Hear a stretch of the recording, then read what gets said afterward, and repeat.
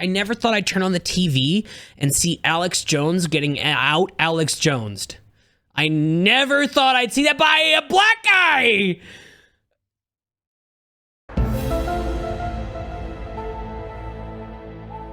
Dude. I got to work on El Camino, which was a Breaking Bad movie. Substance abuse is a escape mechanism. You're running from something. Let's take a little Tarkov, let's take a little Apex, take a little Warzone, make it for the dads, and Yahtzee! Look at this steaming pile of shit. All right, so Art is War. What would you say is your number one snack or meal to eat while on stream? Burritos, 100%. I mean, it's just the staple food of New Mexico, so. And like, DoorDash is like a staple of all streamers. And yes, I have DoorDash Plus or whatever the hell it's called. But if you want to make your DoorDash dollars go the furthest, you order from the really nice local burrito place and you get a bunch of them and you order the ones that don't go bad in the fridge and you stick them in the air fryer, right? And it's handheld. You can put it down. That or pizza rolls, which are sitting right here, which I'm currently eating. I love that because you've gone on some marathon streams and I've just wondered because, you know, I go for like 3-4 hours and I can't imagine, 8, 10, 12 hours not eating. Dude, that goes crazy. Having something good to snack on. Yeah, almonds too. I like a healthy thing is like almonds and then like some type of green machine juice just so like you can have your gamer food, but you also feel like you're consuming vitamins and nutrients outside of red and beige colored food. The reason I asked you about your favorite food is because you've worked previously on what many would consider to be some of the best shows of all time and my personal favorite shows of all time in your previous job. Yeah. Yeah. I've had a very cool career in the film industry. And that would be why I can do the kind of marathon streams that I do. It kind of trains you for it. Our days are like 12 to 14 hours there. So 12 to 14 hours playing video games with a bunch of caffeine and snacks is kind of child's play in comparison. I know. And so some of these shows that I'm talking about were Breaking Bad, Better Call Saul, were two of the top ones. What are some of the other ones that you've worked on? Breaking Bad, well, I actually missed Breaking Bad because I was 17, I think, when it was being shot. Okay. So I was still in high school. I got to work on El Camino, which was the Breaking Bad movie, and I shot the time lapse on that. I mean, the best creative experience were those because the creative group responsible for that gives you a lot of agency when you work with them. They trust you with a lot of stuff if you know what you're talking about. So I've always kind of been a sharp person, and they trusted me to know what I was talking about, and I knew I could figure it out, much like I've done with streaming and Call of Duty and probably now Apex. The challenge is the fun part of it, and I think they really hit the nail on the head. I worked on Preacher, the pilot, Independence Day Resurgence. I was a visual effects PA. Sneaky Pete, which was like an Amazon show with Giovanni Ribisi. I worked a little bit on that. The follow-up on Paramount to Waco, I worked a little bit on that. There'll be a show coming out on Netflix probably next year called Obliterated. I will have done most of the work on that. So I've had a decade-long or so career already. So it's been 10 years you've been working in that industry. That's crazy. Yeah, it is. That's kind of crazy to say. Definitely crazy to say. You've definitely, like what you said, you learnt a lot of different things and you're pretty sharp when it comes to a lot of things. And there's a lot of different areas that you're pretty skilled in terms of even just PC setups and all this kind of thing. But first we'll start off, how did you actually get started gaming? Were you a kid when you started gaming, or was it just... Like my first memory of gaming was probably, I don't know what year the console came out, but definitely playing like Sonic the Hedgehog on the Sega Genesis Nomad, which I thought was so cool, but in retrospect was like the size of, it was larger than a brick, actually. It was like, yeah, a brick and a half, and it came with a battery pack that had like 12 or 16 double A's in the back, and that got you like a whopping 45 minutes. And then those triple A or double A's died. Like, there were no rechargeables. They just died. You just threw them and you put new in. That was like my first memory. And there was like a weird RoboCop Terminator crossover game that happened at one point on the Sega Genesis. And then like Nintendo 64. But I mean, I grew up, my mother was the only one who worked. And it was like not, there were three of us until there were four of us when I was 15. So there, there was a lot of us and not a lot of money to go around. So like after the N64 era, it was pretty much PC gaming because we had the family PC, and then like instead of buying a console every year, which was expensive, you put a graphics card in the PC and you could maybe play Morrowind, and then it was Quake and like all the offshoots of Quake, Wolfenstein Enemy Territory, which was like a Quake reskin that I had like an ungodly amount of hours in as a sweaty, acne-ridden teenager. I think that's pretty much how most people started. They had a couple of games that they stuck to, and they would play them for like hours and hours, days and days at a time. Yeah. Legend of Zelda was like Ocarina of Time was like a notable part of my childhood. I remember we had the Nintendo 64, but not enough money for the memory card, so I would just leave the console on overnight. You just pause it, and don't turn it off. You can turn off the TV, just don't turn off the console. You unpause, start the next day. So I grew up on the Super Nintendo as well. It was the same thing. There was no memory card, so if you're on like level 10, level 8 of Mario or something, and you're up to the final boss, you literally have to pause the game, turn off the TV, make sure no one touches it overnight, and go back the next day. There was no memory cards. Wake up early before everyone touches anything. Gotta make sure. I remember that. That and Star Fox. I remember beating Star Fox that way, pausing it and picking it back up. So how did you get from being a gamer that, you're doing it for your enjoyment and your fun, and then going and taking that into streaming? Because you started around COVID time. Is that correct? Yeah, it probably would have been like maybe late May, early June of 2020. Yep. I had like the leftovers of a travel fund, which obviously wasn't going to happen for some time.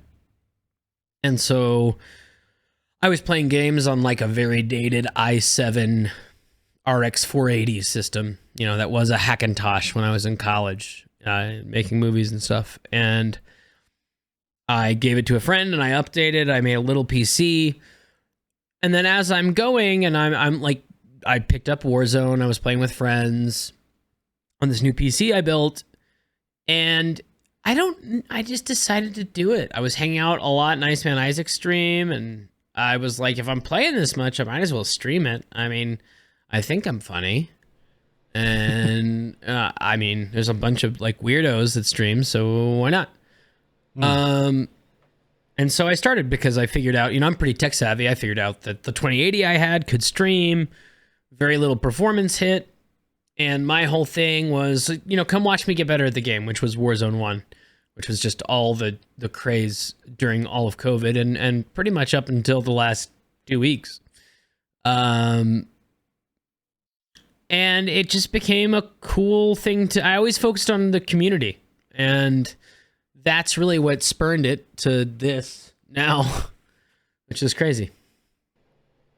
I mean, the setup is insane now, but how did it look in the first couple of streams? Was it just whatever room you were in? Did you put any effort into your backdrop, your lighting, all that kind of thing? Because you came from obviously working in the film industry, and right. There's one thing I've always noticed about you is the quality and the lighting has always been top notch. I mean, I think when I first started, it was in my bedroom. So when I first started streaming, I was renting this house. I have now purchased this house, which is awesome and stressful all at the same time. It's raining, so like before I got on the call with you, I ran into the front bathroom and I was like, I know it's kind of leaking. I gotta check.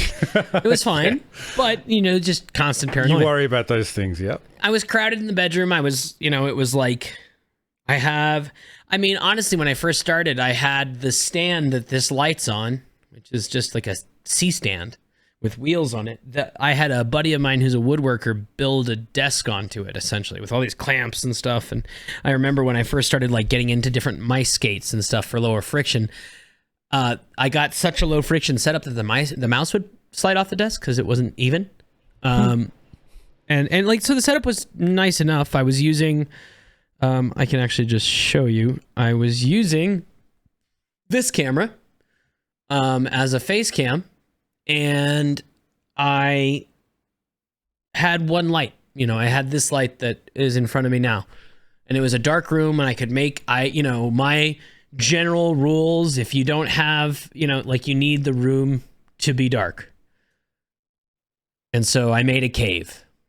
And that's the best I could do. That was the best I could do in the bedroom. And I was stacked right next to my bed. But it worked because, it was out of the way. It wasn't on the side of the bed that I walked into the room on. It was on the other side. And as I grew, I put like the Better Call Saul shower curtain, which was a wrap gift from the camera rental house for one season. Why anybody would want Bob Odenkirk's like distorted shower curtain face to stare at you while you were putting your clothes on while you were mildly damp, it's beyond me. But I've used it twice. Once to line my car seats while picking up a homeless person that smelled of urine, and washed and then used as my backdrop on stream for years. Oh, I'm glad you watched it. Gotta. And then when I bought the house, this was like a back room that it's like a living room, like a den. Obviously, it's got like the fireplace and stuff. Yeah. But nobody was really using it, and there's plenty of other common space in the house. So I said, I'm gonna sleep in my bedroom only, and disintegrated the whole desk setup and moved it back here. And the first setup though, like there was definitely like a sock windscreen on like my homie's old like drum mic, but it worked, and that's the biggest thing I would tell to up and coming streamers is like, you just like in Warzone, like don't get stuck on the gear. Like you gotta like get the other stuff all sussed out first, it helps. Yeah. Sure. Having a really nice presentation helps a lot. But if you're not good at talking to people and you don't talk to chat, then it's a point. Yeah, definitely. And like we all start from somewhere. You might start with a small ring light once, or just you might have a lamp that you have, and then you upgrade from there. There's no need to just outlay all this money for the top gear straight away. Like you build your way up slowly. That's how it started. I mean, I had cameras. Like all the I've only purchased 2 cameras to use for stream. Everything else were the capture cards. And like dummy batteries for cameras I already had. This camera, Blackmagic, that Fuji that I showed you before, the setup camera, both I own. So, did you own that because of your work? Yeah. Is that how that worked? Yeah. The Blackmagic for a long time was like this is the Blackmagic 4K, Pocket 4K, and it was like the workhorse on Saul and El Camino for little, like, they love those little shots. Breaking Bad was shot like right when the 5D came out, and for those that don't like follow film stuff, for the longest time, a quality HD digital image that was able to have depth of field like you see right now. Yep. In a small package was very difficult. It was like little handy cams and things that looked like video. They didn't look like cinema. The 5D was the first camera to come out that really kind of had that shallow depth of field, good color reproduction, good enough for like little shots. Flash forward 10 years, now it's things that shoot raw, that like without my work look like this. And this is what you want. It's a very flat basis to start your imaging off of. And so this, I shot some short films on, I've shot some skate videos on, music videos, at the time, it was a $2,500 camera, which in the scope of things is very, very affordable for what it can do. And it's paid itself off probably 4 or 5 times over already just through jobs. So, but it was sitting there forever, and I was using that camera, which doesn't look as good as this camera.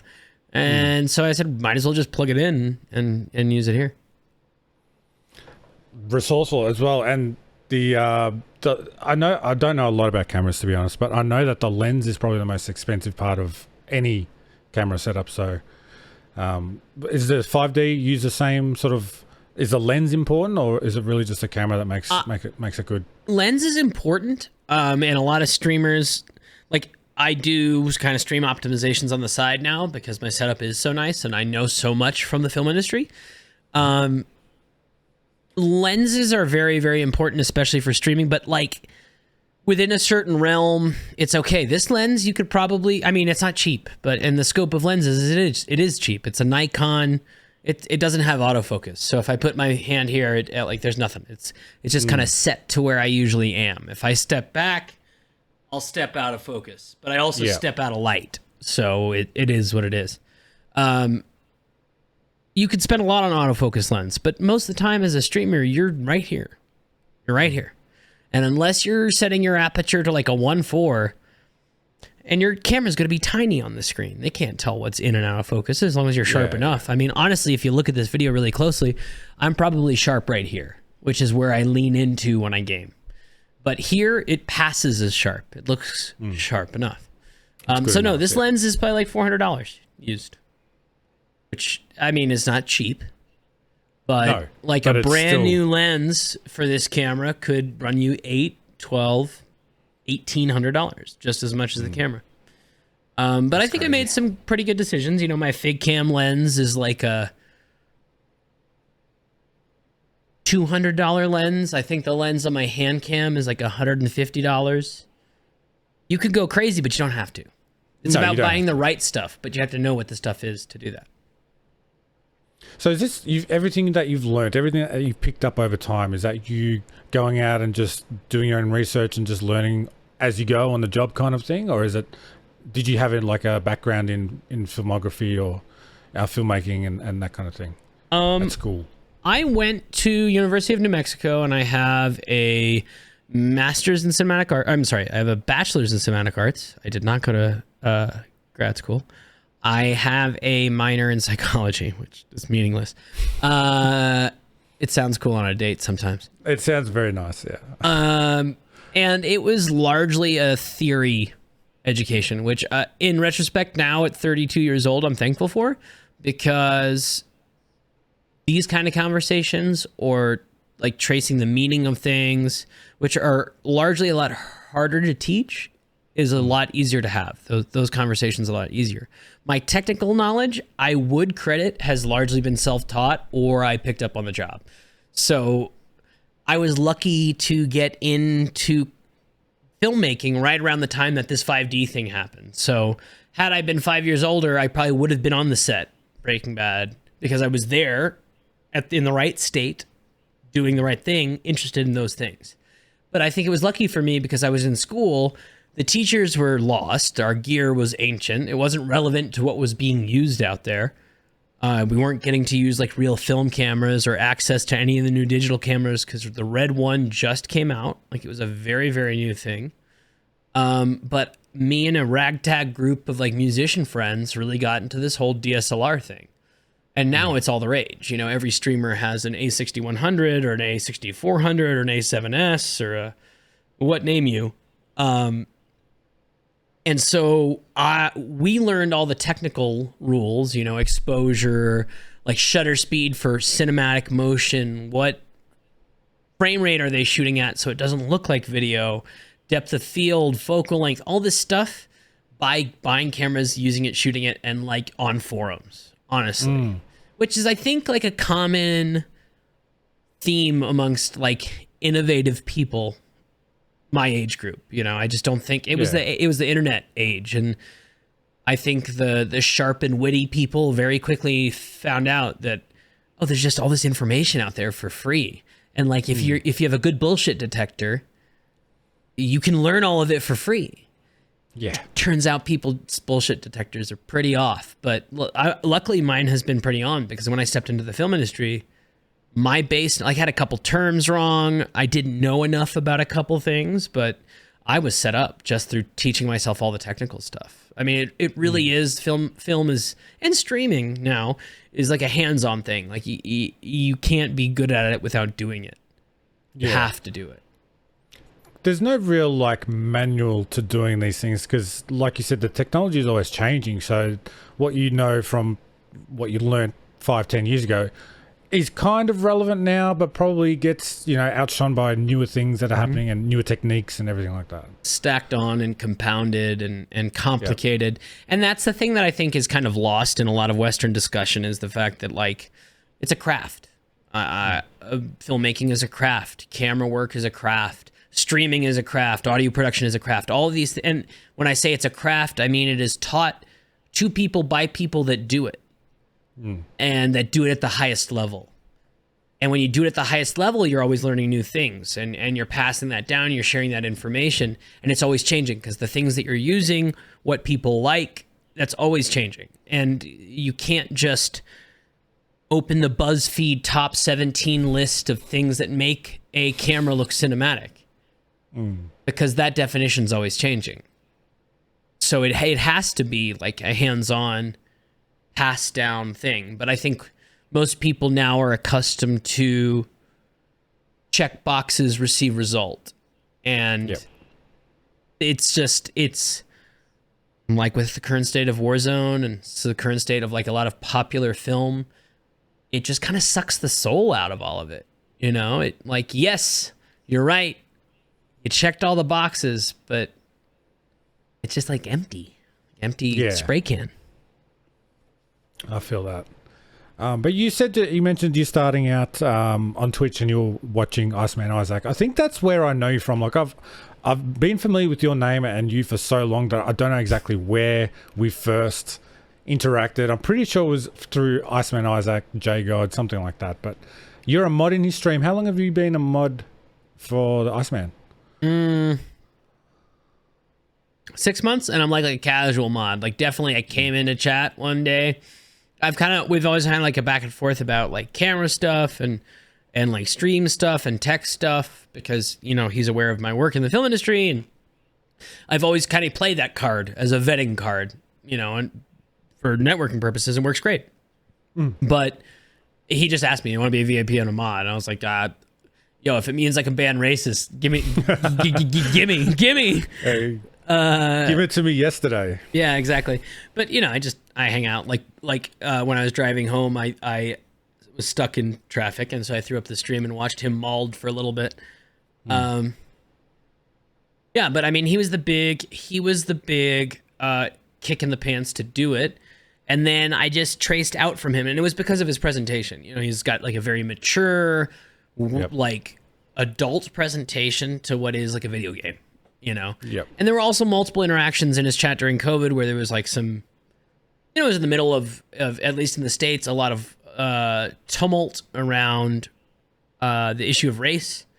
And so things would obviously spark up the internet, and he always handled it very well without avoiding it. And I very much respected that. And I think one of the first things that we bonded about in chat is that we need like socialized medicine in the United States or something. He was like, "Hey, you're all right." And I was like, "You're all right. Safe."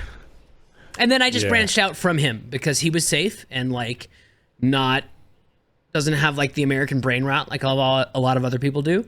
I found other people, J-God, Drakota, I found through Iceman Isaac, because he was like, "I played with him, he's a cracked, super nice kid." And I was like, "Hey, nice kid, good at the game. I'm old and can help him with like life stuff, editing, and he can teach me how to get better at the game." And now we're like really good friends. It's awesome. Exactly. But it was just that thread, and that's what I would tell other content creators that are trying to get started is, if you have a game you like, you have a community you like, find things connected to that. Click the name in the chat and be like, "Oh, they stream too. Follow them." You never know. Play with them, and then, that web always grows. I've heard, I think it was Miss Dorka that first said it, that it stuck with me. It's like, saying that it's your community, it's kind of like, Twitch is like an ecosystem where people know each other. Like, we all are connected in some way. I know you, and like 5 other people. I know 5 other people. I see 5 different other streamers that you might see. And then like, we're all sort of interconnected somehow. It's not like you're one community set off and you can't get to know or interact with anyone else. Right. Yeah, it is like a little, it's like, there's a type of mushroom that lives on a tree that has like a symbiotic relationship, like you just all kind of got to live together, and that it provides it shade, and the mushroom gets water out of it. Fun fact. Wow. Yeah. Useless information. Got a lot of it. No. Hey, we can use that. We can use that information. But no, so the Iceman thing, I remember, I know exactly what you're talking about, because there was a few issues that came up over the last few years, and it's sort of like he was always this mature head who, like, he didn't even need to give off his opinion, but just like an overall, if you're going to think this way, that's fine. If you're going to think this way, that's fine. But this is how I see it. This is how you can talk about it, and any other like weirdness about it, that's it, you're out, kind of thing. And I always respected Isaac, even if I didn't agree with everything he said completely, just the way he handled things, like very mature, almost like a authority in the community. Absolutely, like a very much like a parental figure. And yeah, you know, I think, and that's a big reason as to why I stream. I try to be loud about stuff, specifically about like men's relationship to women, you know, and how whack that is a lot of the time, especially when you have loud voices in the room like Andrew fucking Tate. Fuck that guy. I think it's really important to have people not like that, like Isaac, and I would hope, like myself, that are very loud about the other thing. You know, no, that's not okay, because a lot of these names that you see appear in your chat are some 15-year-old who's like sitting in their basement because their parents are screaming upstairs. Exactly, yeah. So, yeah, you don't know, or maybe they're not. Maybe there's some shitter. Who knows? Regardless, are you going to use it as a bash them over the head moment, or are you going to use it a moment to educate them? And possibly, like, boom, you know, just bump the marble that way a little bit, yeah, because they're very young. And get the gears now, turning in their head differently. Exactly. Think about it. Yeah. Just think about it. And that is very, I think that deserves a lot of respect in the community, being that kind of person. You know, because anybody can fire up the video game and play and then ban someone that says something problematic in chat. But it's another thing to address it, I think. Mm. And that's one of the things I really enjoy when I tune into your streams as well, is that, first of all, it's very chilled most of the time, but then when there's a moment where something sparks, like maybe someone says something in the game chat, or someone types something in chat, and then you fire up, and it's a rant, or it could be a quick little quip, but it's always addressed and it's always direct and to the point, and I love that directness about it. Yeah. Thanks. I do too. I most of the time in life, I'm very frustrated that people aren't louder about things, because I think a lot of time we agree knee jerk about when things are good or bad, right? Like what that person said was bad or inappropriate or whatever. Like dehumanizing comments are usually universally condemned, right? But a lot of people, for the sake of conformity, especially in spaces like we are existing in, will not say anything for convenience sake. And I think that is not doing the work that you should be doing as a person in the world. If you see something, say something, you know? Everybody loves the Watchmen, but they don't actually listen. Exactly. So, believe in believe in yourself and stand up for your beliefs. Like if you, what is it? Stand for. You don't stand for something, you're fall for anything. For everything. Yeah, exactly. Gotta protect your brain. That's right. So I love. First of all, I love that you're set up. I love that you have multiple cameras. You're one of probably the first and almost only people that have multiple cameras in their setup and know how to use it, and you're tech savvy. You made me get a second camera. Let's go. And I just love how you're very chilled on stream. Like you're smoking. It's all very relaxed. Have you like that's always been the same, or were you kind of like, did you try to be someone else and then you sort of relaxed and became yourself, or has it always been the same? You've just been yourself? Well, I think sometimes I'll go back and watch like old clips that are just like, if you go to my Twitch page and you search clips all time, most popular to least popular, there's like Verdansk era quarterback toss C4 clips, you know? Yeah. And I think I'm like the same person. I think I'm more self-conscious then. Okay. Like, that's probably the best way about saying it. You're self-conscious because you don't know. You kind of go live and you want to talk and be liked or accepted in a way, but then eventually you kind of figure out if you're just you, the people who like you will stay. Yeah, it's also weird to think back because I got sober during COVID. So like up until COVID, I wasn't sober. And then I think when I started streaming, I was like 2 months sober, probably. And that's like a whole rediscovery thing of like your person. So like I did, like my personality was definitely much more suppressed, and I didn't just like substance abuse is a escape mechanism. You're running from something, and so to stop that, you kind of settle back into everything. And so I think if you watch my streams too, over time, you can really see me settling back into being a real human being that's not like zombified all the time. So that's hard to separate for me when having that conversation. But like, it doesn't make me uncomfortable to have that conversation at all. But it's just like weird because you can track my confidence as a streamer and my confidence as a human, probably not 1-to-1, but pretty dang close to 1-to-1. You know, like, and I think streaming had a huge part in that. You know, I was going to say, did streaming sort of help you rediscover yourself and feel more confident about yourself as you're going through that journey? Yeah, and it was also like a social place that wasn't drinking and other stuff. It was a place to hang out with people that did something. You know, like alcohol culture is so weird in retrospect. You just gonna sit there and like kill yourself, like literally. You know, at least in the States. You know, and it's just, this was like so anti that. Like we were all like using our brains and having fun and having a good time and like yelling at bigots and like you know, no one was like getting in car accidents or like making poor decisions or saying things that they'd regret in the morning. And it was just really nice. So all in all, it was just like such a pleasant change, and it still is.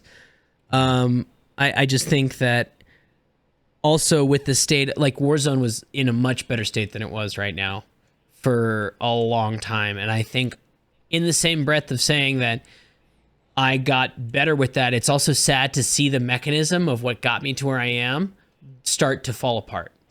And I think, like, I talked about it on stream every day for the last couple days. I don't think people really understand that for a lot of people that, like, kind of got their start with Warzone 1. Call of Duty. Like, I don't think this is the end of my streaming career whatsoever. Like, there are tons of games out there, people, and that's why I'm so glad I built a community and people watch me. I was never Mr. Cracked Out. I got better at best, you know? I had cracked out days, sure, but I got better at best. People watch me for me, and that's a sustainable thing to do. So now that the game kind of sucks, I kind of have a lot more freedom, to be honest. It's less sure, but I have a lot more freedom. But I was going to ask you. Go ahead. Go ahead, sorry. I tangented and then I lost my train of thought. Welcome to ADHD. Damn, I love the tangents though. So next time I'm just going to shut up and let you talk. But I was going to ask you, does that worry you when a game sort of disappears like that? Have you played much else on stream? Nope. It's only ever been Warzone. Really? Yeah. Yeah. I mean, I was updating Apex today. The last time I played it was a year ago, like December 2021, which was when Warzone last time kind of sucked. Yeah, that was right before the integration. Yeah, it was Krampus time. Yeah, would have been Krampus time. That's terrible. Am I worried? I mean, maybe in a couple days I'll be worried, but right now I'm more bummed than anything else. I just, yeah, they capitalism the shit out of Warzone, dude. They sucked all the fun out of it. You know, they're like, how can I take every popular first-person shooter, regardless of genre? Let's take a little Tarkov, let's take a little Apex, take a little Warzone, make it for the dads, and Yahtzee! Look at this steaming pile of shit. Whatever it is, they made $1 billion. They'll like it. Yeah. That's the crazy thing about it too. It's like, it's almost like you can't go back to them and say, hey, your game sucks, because they'll be like, well, look at how much you spent. Exactly. So yeah, it's a bit of a hard one to come to terms with. That's just like, they're not going to listen to us. We're the 1%. They've made their game and they've made it profitable. So I think they're going to see a great reduction in the player base over the next 2 months. Unfortunately, we'll see if that makes a difference. We'll see if that makes a difference to them. Hopefully, we'll see. But you personally, you've recently made the move to full time. I think it's been about a month for you. How have you found that transition from, having another job you can depend on to going to content creation? Well, the change in games is definitely the change in the game has definitely kind of shook things up. I started everything with a really fun subathon. That was a great way to kind of catapult some momentum. And now that the game is what it is, I need to kind of pivot. It has been nice to just have some time off. And this is what I enjoy doing. And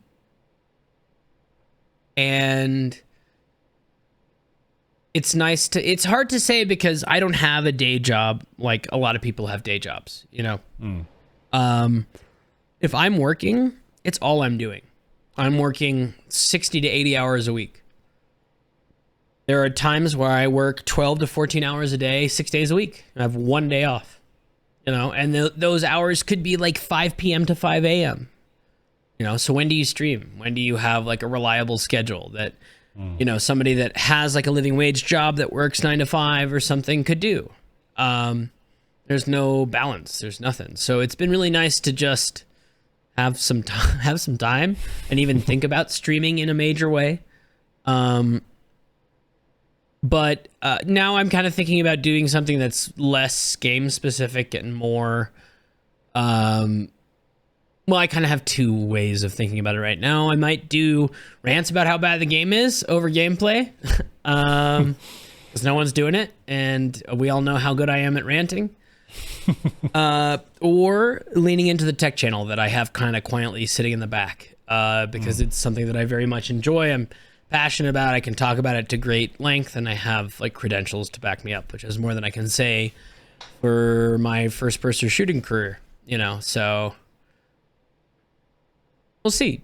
Right now, I'm hoping that something happens with Warzone 2. I don't really know. I've just kind of been playing it pointlessly. It feels really bad. Like it's not a fun game. I don't know. I did one like educational video for Warzone 2, and so far after that, I've like not had a fun time playing the game. So, we'll see. I mean, definitely focusing on the tech stuff for now. So I have like 2 videos already made, and then I have like another 2 in the back burner. I'm trying to have like a catalog of them so that I can have content going and not have to constantly play catch up. And they're not time specific videos. Like nothing major is going to change about how you set up a Go XLR on a stream PC in the next year. So I think I'm okay. And I've got that pretty well dialed. Or like how to separate your in-game comms for Call of Duty for streamers so they don't have people yelling bigotrous stuff on their stream. All those kind of videos I think are way more interesting to me, way easier for me to produce, and I think provide more value than what I could provide in terms of Warzone right now. Yeah, so these videos, aside from your streaming content, have you been like big on, I need to make this video, I need to make 3 videos a week, I need to make 6 videos a week, and clips and all this kind of thing? Or have you been pretty much, my impression of you is that you've been a bit more relaxed about feeling the need to put out clips, TikToks, YouTubes, all that kind of thing? I mean, this time around that I'm focusing on full time, I'm very much trying to be better about the evergreen content, because I know that funnels people back to your live stream, and I do think like my main vehicle is my live stream. Like I'm a streamer, that's what I do, but what I really need to do is, what I try to focus on this time is just making sure that my stream time equals content time equals time to edit at the end, so I'm using my time efficiently. But I never really wanted to force it content wise. Like if it's funny, it's funny and it becomes a short. If it's educational, it's educational. But like right now in the game, I'm learning it, Yeah. When I learn something, I'm gonna share it with you. But for right now, it kind of feels like, yeah. It's a bit frustrating. Yeah, for sure. But that's fine. Like, I guess I'm a little bit more relaxed about it because I can return to the film industry. Like what I've told people colloquially, locally, is that I am a day player. So if you need a second assistant, if you have an extra camera for the day, call me. I'm your guy, right? That doesn't mean I'm going to work every day. I've also told people I want time off. So I worked a bunch, I saved a bunch, and I'm able to chill out. So, if times get tough, I can go back and work a day or two there, which is a luxury for sure. Would I much rather just consistently hustle in terms of content? 100%. Which is why I'm trying to focus on that tech stuff a bit more, and I'm doing stream optimizations and all of that. I mean, it's good you've got a plan, and even if that plan is, I've got options. You've got those options. It's not like you left an industry and you burnt all the bridges and you told everyone to, Yeah, that was me pre-recovery. That was pre-recovery art. Now we try to be nice and do things well and play nice on the playground. Because you never know. You never know. I mean, granted, of all the people that play nice on the playground, I'm like not at the top of the list. I definitely tell people how I feel most of the time, I think it's a good thing. I'm honest. If I don't like you, I'm gonna tell you straight up I don't like you. You don't have to guess. I'm not going home at night. Man, does that guy not like me? If I don't like you, you'll know. I promise you. I feel like that'd be pretty refreshing in a lot of industries, particularly Hollywood, right? Oh, dude, I'm a poor kid from Arkansas, dude. Like, I'm a redneck with liberal tinges, like I just can't take it serious, man. They're just so self-important, and the film industry can be so performative. Like, we're making some comedy. Like, why are you humming and hawing and saying, oh, say it like this? What do you mean say it like this? It's just a funny line. Say it funny, move on, let's go home. Why are we to be here for 14 hours, Yeah. Everyone's thinking it. Everyone that's actually lifting things up and putting them down and working on the film sets thinking it, but because they're up there in their ivory tower, no one's gonna say anything. And fuck it, dude, fire me. What do you do? Fire me? Then you're pulling the shroud off and saying, yes, I am in my ivory tower, which is pretty faux pas nowadays. So try me. I love it, man. I love the straightforwardness. There's not enough of that out there, especially now. Like you said, there's you almost have to be careful. Like, people feel like they have to be careful because there's always a clip. There's always a screenshot. There's always something that could come back and bite you, kind of thing. But if you don't care, if you're comfortable with, if you're what loud you have to about say, the right things, no one can bash you. Like, what turns out is there's a lot of dudes with a platform that have some pretty backwards ideas about people. That's what it comes down to, is like, oh, former CDL pro said some racist shit. I guess when I've gotten frustrated, or I don't know, I just don't know. I've never casually seen someone and been like, well, here's this bigoted shit. Yeah. Just never. I've never. So I think it's really important to be loud about that, because everyone else talks about the guy saying it. So why not be the person that says not to say it, and why it's wrong and why it's bad? And then I had somebody in my sub games come in and say, kill yourself, F-slur, while we were playing together. On comms? On stream. Wow. On stream. On Rebirth, bro. This person sounds old enough to be my dad and says this. Yeah. And bad. We addressed it on stream. I told him I was ashamed of him and that he should be ashamed of himself.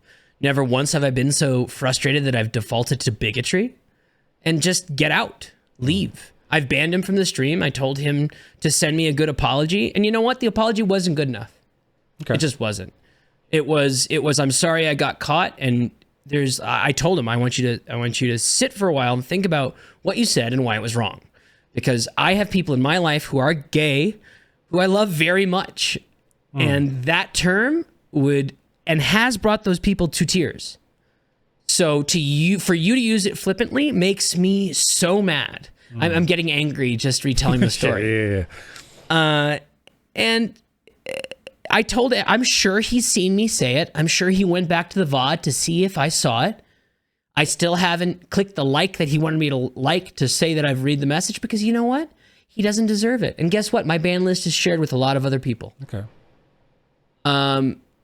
Maybe one day I'll take the important time out of my day to tell this fucking Luddite why he, who's old enough to be my father, should still be ashamed of what he said. I don't know. Like, if it was a kid, I probably would have acted differently. But it's a grown ass man, and you should know better. What I've learned in my 32 years of life: if you're a grown ass man, fool me once, that's enough. I'm good. Thanks. Don't need to try again.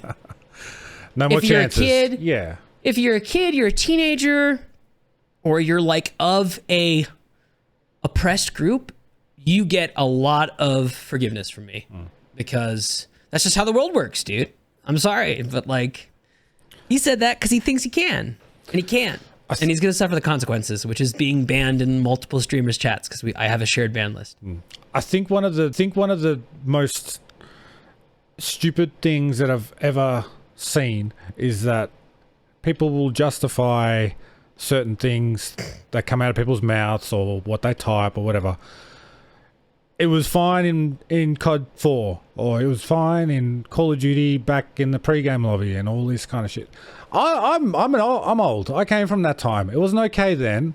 It's not okay now. And even if you thought it was okay then, it doesn't make it okay now. Yeah, it's just like, I mean, it's. I think Western culture has a culture problem a lot of the time. Like, we don't know how to talk about like a lot of really hard things. Gender, sexuality, race, income inequality. Those are all very difficult things to talk about. And like, comedy is a great way to talk about hard things. So I think that's where the root of just throwing those things around and saying, oh, it's a COD 4 lobby, blah, blah, blah, blah, blah. Because back then, like, the people in control of the media were even older. You know, like the people making stuff and directing stuff. The film industry was a hellscape then. You were working 18-hour days. People were doing cocaine everywhere. Like, it was a hazing ritual. I've spoken to a black costume designer that wanted to be in the camera department, and she recounts to me being told, "Jen, you're crazy. It's a boys' club. It's a white boys' club. You're never getting in." And that was very true up until 2002. Maybe. I just thrown that date out there. But that's when it started. And it's the corporatization of the world, because now everyone has to feel okay taking part in the mechanism, which sucks in a lot of ways because it sucks like the art out of it, but it also sucks the toxicity out of it, you know? And that's what you're seeing in the COD space too, is like, it's just a reckoning. It's just a lot of long overdue work. You know, there's been a lot of things that have happened in Western society that have hurt a lot of populations over the years, and a lot of it through like colonialism, both soft and hard. And it's just like, it's a reckoning, you know, like it's a lot of due time. And now people are upset about it because they thought it was part of their culture, but it was really just like some default hateful stuff that was regurgitated to keep systems of oppression working, you know. And now that the lid's blown off, which is large in part thanks to COVID, you just can't do that stuff anymore. And I think some people have an easier time dealing with that than others. You know, people like you and I, they're like, yeah, that was never okay. Whew, glad I'm not crazy. There's somebody on the other side of that. You know, there always is. And it's usually a lack of understanding the other, but I don't know, dude. Another American election cycle. It's about to get buck wild. I mean, yeah, and it's kind of it's strange how people there's always that. It's funny how you can say there's always going to be racist. Like, there's always going to be people who are bigoted and all that kind of thing. And it's like, we accept that that's okay, that there's always going to be people like that. Do we? Is that right? You know? I mean, I don't think I think the goal is to provide like a culture that allows everybody to feel like they have a seat at the table, you know? But we live in a world of varied power structures and varied agency. And so inevitably, like when you have hand-me-down systems that we have, you know, like you're from Australia, right? Yep. I'm from the other penal colony, you know? Everything comes from one mother country. People forget that we were penal colonies. Like, no wonder there's growing pains. Like, no wonder there's growing pains. And things get passed down and things don't get addressed. And then one group says it's them and the other group says it's them. Like, I never thought I'd turn on the TV and see Alex Jones getting out Alex Jones'd. I never thought I'd see that by a black guy. I don't know.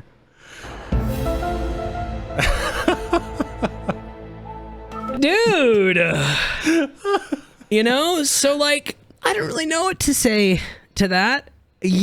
Like, me, the adult, and also like the innocent little 12-year-old, it's like, I think this is how the world should be. Both agree that, like, whack, right? Like, racism, being a transphobe, like, I don't know. You like who you like. Why do I care? I'm glad you're happy.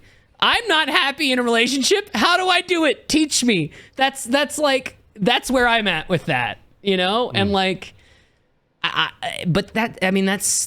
don't know how to reach these kids, you know? I don't know how to like, I don't know why people are so attracted to Andrew Tate and like Nick Fuentes or whatever the fuck his name is. Like, I just don't get it. Andrew Tate seems like a cucklord to me. I don't know.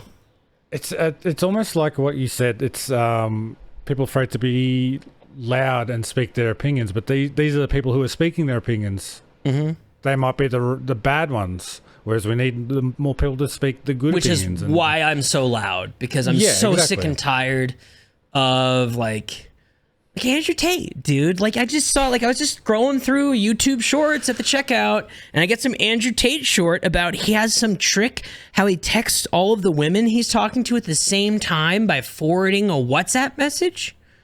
And he was playing above like clipped GTA footage, and I was like, what is going on? Like, if any dude out there watching this thinks that Andrew Tate is gonna get you laid, let me tell you, you're so wrong, dude. Stop. Go to Amazon, open the search bar, search for The Will to Change by Bell Hooks, purchase it and read it. It'll do you much better. Required reading, I think, for most dudes, actually. Highly recommend. I think there should be required reading for adulthood. There is for some schools. You need it for being a person sometimes. Well, that's how we fix it, right? Is like the at that level, the things taught reflect what the society that we want to have. And currently we're taught that, oh, the Pilgrims came over on the Mayflower and they gave them corn. It was great. Not even close. Unfortunately. Yeah. Unfortunately. And it's kind of, history gets taught by the victors, or history gets taught by, one side, and that's what sticks. And that's what, like you said, just gets passed down. Yep. Unless we're loud about it, right? So I always tell people to look up Operation Paperclip, think about where this place come from, like who helped make the rockets. It was a bunch of Nazis. So it's like, white supremacy problems in America aren't exactly a novel idea. I know. See, this is all very helpful information that I feel like it's not out there. But what is something helpful that you would tell yourself 5 years ago, 4 years ago when you started? Play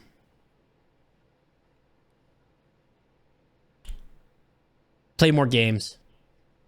Right now, that's variety. Like the sentient thing. Variety, or just try other things. I mean, I think it's fine for me because I'm a very creative person, and like I came from like an unstable childhood and I've had an unstable life, so I'm used to pivoting. I like pivoting. This is like the healthiest way to pivot, right? Is be a content creator. But yeah, just like you can't be a one-trick pony. Like all these COD kids, they're like, this is my game. I'm really gonna fry this year. Dude, like, who cares? How many streamers do you know that you can raid at the end of your stream? How many streamers do you know that'll be like, hey, it's Blank. What's up, Blank? Thank you so much for the raid. Yo, Blank also plays this game. Blank is, who knows about you? Even at the small level. If you don't have that, then you're really missing out on a lot of stuff as a streamer, because I haven't had success in like YouTube or any of this, but I have like almost 5K followers on Twitch, and I hold a good amount of subs every month by having an engaging and like interconnected group of streamers that I found through random raids, like Jamal. Jamal's not Jamal on Twitch. JH, for anybody watching. Put it on the screen. Jamal's awesome. He was like a random raid And like, he's like one of my best friends on the internet now. And like, if you're not doing, that's like the most fun of streaming. Like, you can raid people, you can take all your viewers. Doesn't matter. Like, what I would say is, if you get 5 viewers, rate them to somebody with 15 that you follow on other socials that you agree with, that you're like, this person seems cool. If you're like, this person's whack, don't rate them. If people that watch you, if you don't like them, people that watch you probably also won't like them. And use that to find other people that you want to play with and like expand your network. And like, when something doesn't work, don't burn the bridge. Just kind of, ghost them. Not ghost them, but like, let them down softly. You don't have to say, man, you suck at the game, you're a jerk. Unless they say some whack shit, just kind of, go with the flow. You got to be really fluid as a streamer. And that's how I started. Like, I would post in the self-promotion section of other streamers' Discords religiously during COVID. JGod, Isaac, Drifter, maybe Exclusive Ace. Every day when I'd go live, some funny title, something, and it would get like one person here or there. And if you focus on like, I try to be, I don't know, I'm a pretty I'm a crazy dude. Like, I say some crazy shit. Like, my brain is very strange. I've had like a very weird life. I make some weird connections. I just try to let that run free when I stream.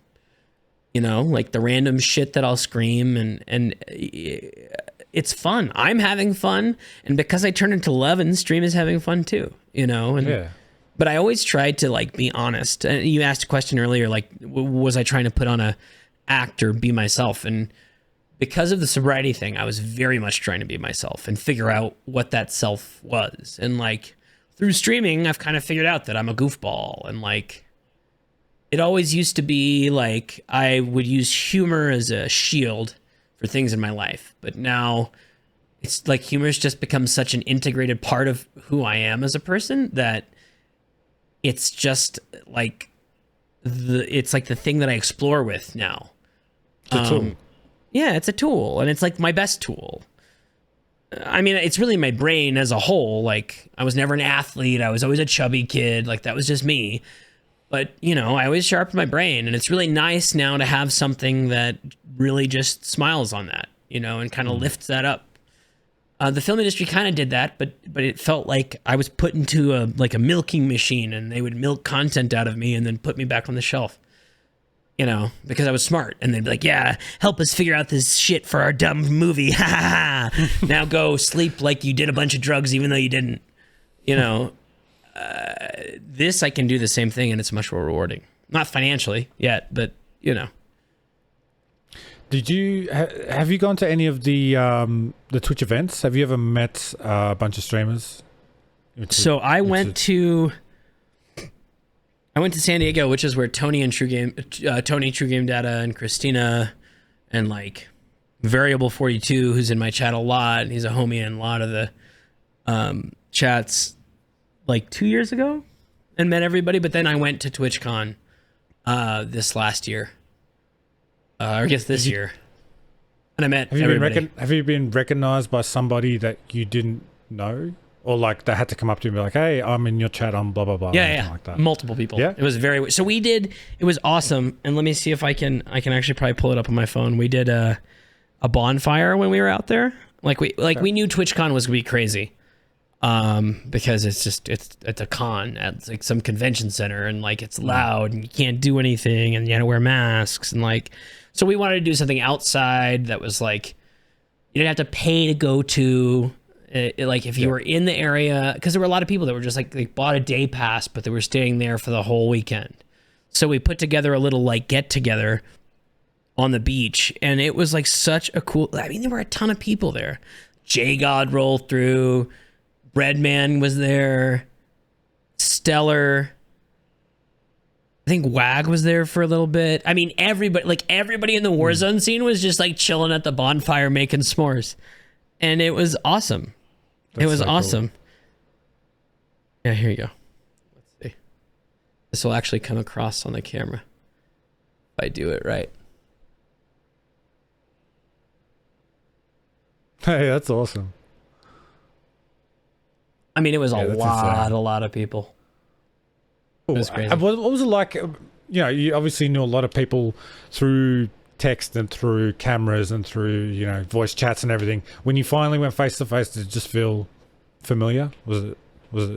That's a weird thing because like my parents' generation would often tease about like, oh, you're just on the internet. It's not the real I don't know that it's all that different. And maybe it's because it starts to feel like a language thing to me. Like I am definitely very well versed in tech and the internet as it exists post 2000, right? Like as a social internet. And you either speak that language or you don't. And I don't think it like really has to do with age so much. It has to do with, did you take part in the culture? Because if you were a gamer in the late 90s, early 2000s, you probably were on the internet talking to other people, and so like once you get past that, it's not that weird. It's just not. And I think Twitch is really good at that, at making it like a personable space. And I don't really know, because I've streamed on YouTube a couple times and it's just weird. I don't really know what makes Twitch so special, but I think it's like all the little tchotchkes. I honestly think it's the emotes. I think it's the emotes. All the little the badges, commands, and name colors, like the sub badge, and then you have like I'm looking at my old chat here that's just still up, and I see this weight. Oh no, it's a key. Good luck, have fun pledge. Like it was some campaign that they did. All these little things, but because how that person's name is structured, what it says, and the color of the name, I know, like I have an image of that person. Yeah. Right. And then I've clicked their page and I've seen them on other socials. And so when I look at a name, I feel like I'm looking at a real person, or like this person who has 87 in their name. They're 3 years older than me. Cool. So I know that about that person. And I know a little bit about that person's politics because we've talked before. Like I know about these people in my chat. That's it's unreal sick. How that works. Yeah. It's so cool. And so I get, and I like that relationship. And I like people, I like to build a stream like that and not just be a haha funny guy, pay me. It's like we have like a community, and we've raised $5,000 for my mod that needed a surgery, we've raised $5,000 for vets before. It's just like there's a power, we put it to it, it fixes, which is like, and that sense of community, I think a lot of people want. And I think that's why people run to Nazis on the internet, lonely boys run to shoot up places, is like, there's not somebody that's saying, hey, it's okay to feel that way, but there's ways past it. I wish that when I was like 15 and like in my shitty home with the shitty relationship that I had with one of my parents, I wish there was somebody like me that was very open and direct about it. That's like, yo, life sucks, dude, but it gets better.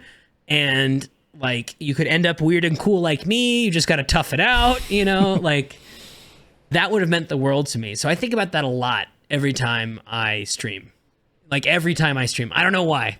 I'm a very like sentimental person, actually. No, but I mean, there is, even just go by the sheer amount of time that you spend interacting with people on the internet, on stream or in chats, you're bound to make an impact on somebody. Mm-hmm. And it's real. It's going to happen. I don't want to name any names, but during COVID, there was a law enforcement officer in my chat, and this was at the height of the George Floyd everything. We had a long discussion about it. Like, if you take part in good faith in a discussion about a difficult issue, I'm not going to stop having that discussion with you. I don't care if it's politics, religion, whatever. If you are going to be a good faith actor and not bait me and all this stuff, which my bullshit detector's pretty good. So as soon as I smell it, you get bopped. Like someone came in my chat the other day, is like, smells like communism. I was like, huh? Where? And they got banned because, like, if you want to actually have a conversation about what I believe in, that's fine. But I lost my train of thought. ADHD? Making an impact. We spoke to a couple. I spoke to a law enforcement officer, came into my chat. It was at the height of the George Floyd stuff. And I explained what my view of what it means to be on the other side of police, from me being like a poor shit-stained skateboarder teenager that was harassed, and also understanding that that doesn't come close to the experience of like a black person in the United States. And explaining that and explaining like, you know, oh, it's an authority. I don't know. We had like this long discussion where I didn't really invalidate him at all. You know, I was like, fucking cop, blah, blah, blah, blah. But I was definitely not like, let's go cops. Awesome. And he sent me this message later. He's like, you know, I had this interaction with an adolescent, and I just have to thank you so much for just being you on your stream, because you've softened me, you know? And like, I still think about that. You know, that's awesome. That's like, yeah, that's a huge, like, that might sound like a little W, but that's a huge W. No, that's a huge W. What you did towards changing him has now impacted how he relates to other people. This very person went on to leave a law enforcement entity because of a moral objection that they had that was related to the things that we talked about. And, you know, it sucks not having a job, but actually to this day is not working as a law enforcement officer because of their moral convictions, and is doing like private firearm instruction for like specific groups, I'll say, which is really cool. I mean, sometimes all it takes is like a little jiggle, you know? Yeah. It's planting that one little seed. Yeah. Yeah. That's all it needs. Yeah. It's really cool. It's really cool. Really cool. But the thing I was curious of, people who have come up to you and said, I'm a fan or anything like that, has that happened to you before? How does that feel, going from watching somebody starting off your stream, growing on your stream, and somebody coming up and saying that to you? It's weird. It's very strange. Like, I don't think popularity or celebrity was like ever a goal of mine. I know it's like adjacent to it. I just want a loud platform for like the things me and my friends have always like, you know, I've always been like the Island of Misfit Toys. That's been like me, like kind of weird and cute though, like cute weird, you know, not, you know, like the fucked up toys in Sid's closet in Toy Story. Those are always my friends. And like, I just want a place where, like, I wanted my stream to be a place where everybody could be, you know, like I was that person, but I always had this ability to bridge between groups. So like in high school, I could talk to the jocks, I could talk to the weird rockers, I could talk to the skate kids, I could like move between every clique. And still to this day, like I go out and I have a very good way of talking to people, and like not coming on too strong, like I can read the room really well. Shout out Children of Trauma. But I always wanted the stream to be that place where like you could have that like confluence of all these different things. Like you get the sweats that come in, you get like the bots that want to get better. I don't know. I just, yeah. It was never, it's cool, don't get me wrong. Like I mean, I don't know. Earlier today I was playing Warzone 2 and I was malding so hard. And like, as I'm malding, the guy in the gulag's like, Artist War? Like the streamer?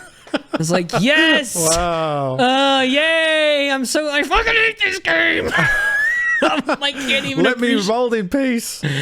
Oh, I couldn't even appreciate it. He was like, oh, you play with True Game Dad? I was like, yeah, but man, it's good. He's like, let me live. And then they both double teamed me. I was like, no. If this isn't life, dude, I don't know what is. Betrayal. It's very cool. That's, I love that. No, that's unreal. Yeah, because I can imagine that some people would feel starstruck with you as well, because, you know, once you become a bit built up in the Twitch community, it's like, oh, you recognize that name, like, oh, a bit starstruck. But there's other people who have like seen you for a long time or have known you and play with you. It's like, oh, that's just Jesse, that's just art. That's what I really want. That's why, like, I don't know, like Joe and Crowder have like both been like asking me text stuff in chat. They always come in like, oh, I feel so bad you're streaming. You know, dude, I want this the place where you, Crowder, feel like you can come ask me, how do I do this? That's sick. That's so cool. Because I never thought I'd be that person. Like little me with a sock microphone cover in the corner of my bedroom over there. Never thought, and like that's cool. Like I don't know, that those kind of interactions to me are way cooler. Like I love seeing I don't know, I was in Shaded's chat the other day, and I was just like bitching about the game or something. They're like, "Oh my god, it's Art! Hi, Art!" And then one of the mods shouted me out, and I was like, "I don't even know who you people are, but you're so nice." You know. And so I was like, "Hi, how's it going?" You know, but that means I'm doing the right thing, right? That means I'm doing all the right things. You were like, 9 days deep into your subathon or something like that, and you were, on stream working through tech issues with other streamers. I was watching you do it with, I'm having this problem with my Elgato. I need this with my lighting or something like that. I love problem solving. So when you ask, like, what am I doing with content? That's definitely the direction that I'm moving. Like the plan with the tech channel is like, hey, Maven, you need help with your OBS stuff. Here you go. Just like when you thank me, just link this. Thanks. Yeah.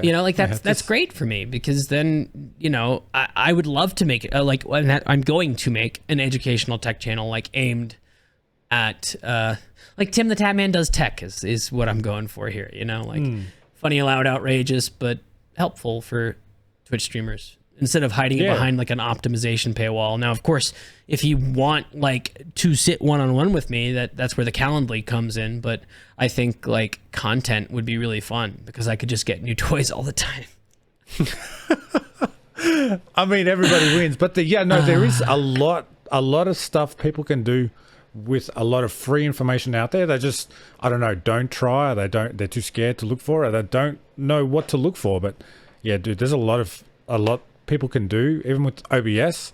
I'm still learning. I love learning about this stuff, and there's so much out there, but no one knows how to get it. No one knows what to look for. Right. And that's the thing, is it's like, I always loved Bill Nye when I was a kid, and like Junkyard Wars and all those like kind of buildy things. And that's what OBS is like a sandbox. Yeah. And it can be both really powerful and also super intimidating. Absolutely. So is this your 2, 3? Do you have a goal, 2, 3, 4, 5 year plan kind of thing, or are you pretty much just going? I'm kind of following the track that I followed when I started in the film industry, which was like, what I always used to say was, you want to be in. Oh, excuse me.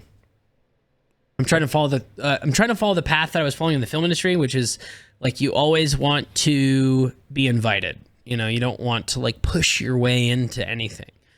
So like goals, sub goals, like growing your channel to X number, this, that. I try to be much more organic and go with the flow. Like on most days that I wake up at a good hour and throw on the stream, regardless of what category I'm streaming, there's usually 20 to 30 people there. And that's pretty awesome. So like my goal, I guess my long-term goals are just to find something that I can do at least like 2 evergreen videos a week on. And I think that's really going to be the tech stuff. And then just let stream be whatever I want it to be, because that's been successful so far. Like if I just, and that's the biggest problem with Warzone 2 right now, is I'm not having fun. And I always have fun on stream, and I can't force it. I don't put on an act on stream. Like if you've watched me have fun in Warzone for 14 hours, guess what? I was actually having fun in Warzone for 14 hours. I just can't. I can't really. I wear my emotions on my sleeve. So if I'm not having a good time, I'm not having a good time, and I've not been having a good time. So mix up the game. I think people will watch me play pretty much anything, because as you said, I'll stop playing at any point to address any cool tech thing that I'm interested in. And I would like to think I'm a pretty decent teacher. I've trained a lot of people to be a camera assistant. I've taught a lot of people how to use very specific pieces of equipment. And I've figured out like very difficult technical stuff. And I think that's like my spin on it. Like if you're going to watch a video about me covering something, you are going to learn everything about it, and in a really simple way. And then like the one-on-ones too that I offer through Calendly are like, that to me is the most fun, because we do what we're doing right now, but I'm on your PC, so I can do it and then show you how to do it. I set up 2 homies Stream Decks not Stream Decks, Go XLRs, because they got them. And like being able to go into their PC and show them, do this does this. Now if you do this, listen. Now if you do this, listen. They're like, oh, like there's no better way to teach people. So I think that's my goal, is find a way to make content that then kind of pushes people back to the Calendly thing and see where that goes. Because I did work with Foves when they were still doing optimizations, with stream lighting stuff, and I did a couple dual PC stuff. And I just really liked it. I liked helping people and teaching people, and because I think, it's always been my strong suit. It's always been my strong suit. So leaning into that, I think, especially with as much Warzone sucks right now, is a good idea. Absolutely. Probably my plan. That's about all I got. Oh, that's good. I wish you all the best with that too, because you have a really nice, I can't explain how, just a really nice way of explaining things to people. A really clear, direct, yet you add like a bit of humor to it, a bit of comedy, just a little tangent on the side that'll shed some light onto what you're trying to explain. I really enjoy listening well, thank you. Believe it or not, that's the hardest thing to put. I can do it easy on live stream, dude. But I just can't do it in videos. Like when I sit alone in the dark room and try to record, it's not the same art as war.